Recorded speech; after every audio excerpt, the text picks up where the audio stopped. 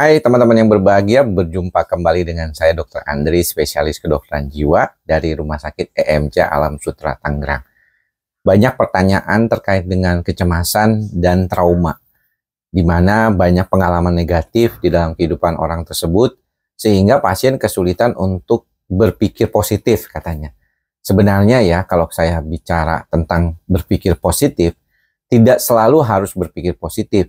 Ya, banyak sudah kita bahas itu di beberapa kali saya melakukan edukasi via YouTube ini, di mana sebenarnya kita belajar ikhlas, sadar apa adanya itu bukan harus selalu berpikir positif, tetapi berpikir apa adanya. Nah, hal-hal seperti ini mungkin yang perlu diperhatikan sama teman-teman semua, bahwa situasi kehidupan kita itu juga mempengaruhi dampaknya kepada diri kita. Banyak di antara kita mungkin yang merasakan beban yang berlebihan di dalam proses kehidupan ini, dan itu tidak bisa dipungkiri. Ya, kesulitan dalam mengatasi keadaan itu juga pastinya diatasi dengan susah payah. Jadi kita memang perlu menerima. Makanya kenapa belajar dalam sisi psikoterapi ataupun proses dalam sisi psikoterapi itu kita belajar ikhlas dulu, itu belajar menerima apa adanya.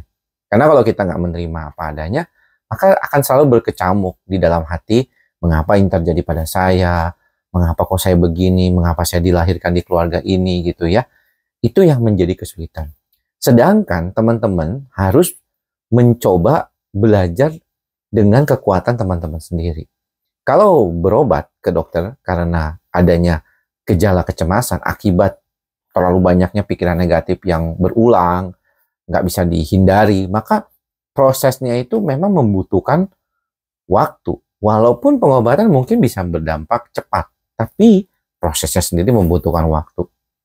Dan ini yang mungkin buat sebagian orang itu tidak sabar. Sering kali kita temukan di berbagai kasus, kecemasan itu mempunyai dampak yang bukan cuma hari ini, tapi juga di kemudian hari. Bagaimana kita nantinya bisa menyesal karena kita sendiri melewatkan hal-hal yang sudah kita dapatkan. Seringkali kita dapat pekerjaan tapi nggak berani karena kita takut, kita cemas, kita khawatir berhadapan dengan orang lain, takut paniknya kambuh, takut psikosomatiknya kambuh, dan hal-hal itulah yang membuat akhirnya kesulitan di dalam proses kedepannya. Jadi nanti penuh penyesalan, jadi kayak berputar gitu, kayak lingkaran yang nggak pernah habis gitu ya.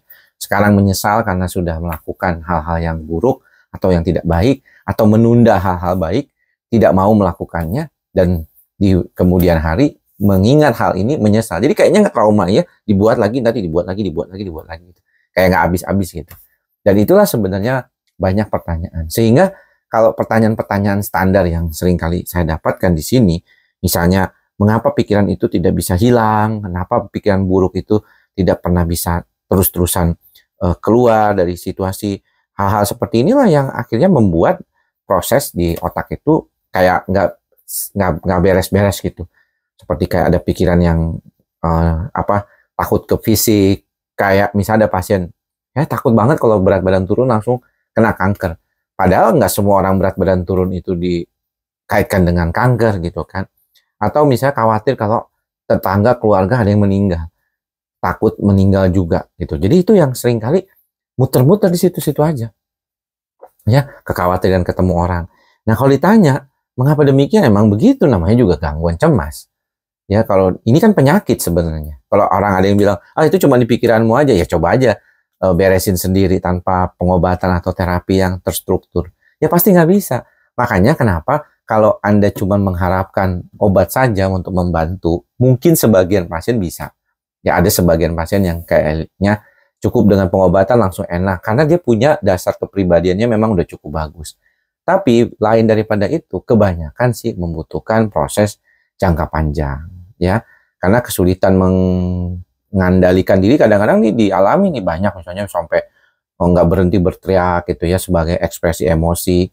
Terus juga bagaimana relaksasi kalau di tempat umum. Kalau di tempat umum ya nggak bisa rileks, udah pasti sulit gitu ya. Ini juga perlu diperhatikan sama teman-teman.